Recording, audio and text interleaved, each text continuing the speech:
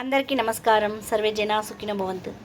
నేను ఉల్లిపాయ పకోడీ చేస్తున్నానండి. దానికి మనము ఇలా ఉల్లిపాయలు సన్నగా తరుకొని ఇలా విడివిడిగా చేసుకోవాలి. ఇప్పుడు ఇందులోకి శనగపిండి వేసుకోవాలి.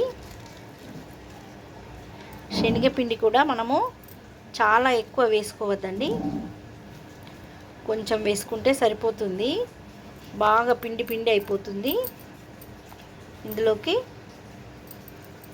1/2 టీ స్పూన్ జీలకర్ర, 1/2 టీ స్పూన్ ఓమా, 1 teaspoon salt, 1 teaspoon కారం పొడి, 1/2 టీ స్పూన్ సాల్ట్, కాస్త పసుపు. ఇవన్నీ వేసుకొని మంచిగా కలిపేసుకోవాలి.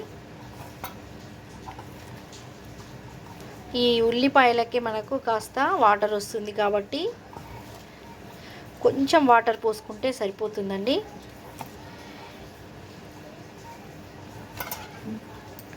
మనకు క్రిస్పీ పకోడీ వస్తుంది.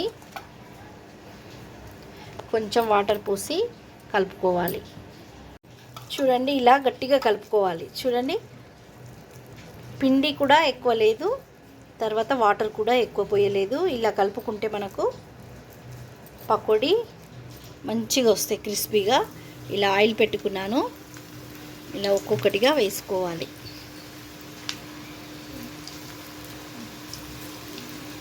చాలా క్రిస్పీగా వస్తాయండి. అసలు మనం బయట నుంచి తీసుకొచ్చుకున్నామా అన్నట్టుగా ఉంటాయి పకోడీలు ఇలా వేసుకుంటే. ఇవి కాలిన తర్వాత మనము కాస్త అటు ఇటు తిప్పుకోవాలి. చూడండి, మంచిగా బ్రౌన్ కలర్కి వచ్చినాయి.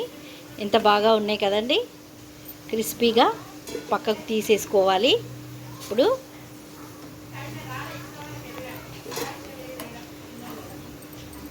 మా ఇంటికి ఎవరు వచ్చినా నేను ఎక్కువ పకోడీ చేస్తానండి. వాళ్ళు అడిగేవాళ్ళు, ఇంత బాగా వస్తాయి, మేము చేస్తే అసలే రావు, పిండి పిండి వస్తాయి అనేవాళ్ళు. నేను అందరికీ చెప్పేదాన్ని. ఇప్పుడు ఈ విధంగా అందరికీ షేర్ చేసుకోవడం చాలా హ్యాపీగా ఉంది. ప్రతి ఒక్కరూ ఇలా చక్కని పకోడీ, క్రిస్పీ పకోడీ తయారు చేసుకోండి.